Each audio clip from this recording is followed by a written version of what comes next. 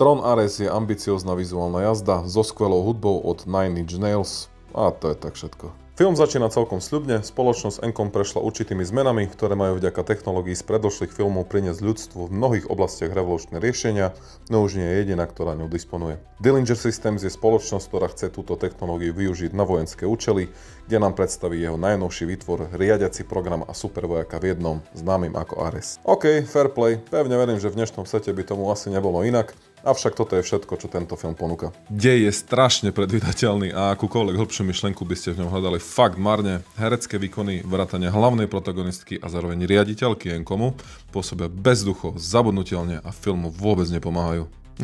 Čo ma zaraža najviac je fakt, že Ares je prezentovaný ako pokračovanie predložších filmov, no nadväznosť práve na tieto udalosti je minimálna. Aby ste si nemysleli, že toto je čistý hejt, film je postavený najmä na výborných vizuáloch a skvelej hudbe, rovnako aj celkové tempo bolo pomerne solidné a páčila sa mi aj hrstka referencií na predošlé filmy, spoločne s jednou konkrétnou scénou, ktorá príjemne prekvapí fanúšikov prvého Trona, no celkovému zažitku z filmu to bohužiaľ nepomáha. Ako fanúšik tejto značky, ktorý si v rámci jedného týždňa pozrel prvý film z roku 82, 4 hodiny pred premiérou aj Tron Dedičstvo, je Ares jednoducho sklamaním. Na papieri veľmi ambiciózny, no samotná realizácia zo strany štúdia ho nakoniec odsúdila na zabudnutie. Ak sa ti toto video páčilo, nezabudni mu dať like a sleduj pozrete.sk na TikToku a Instagrame.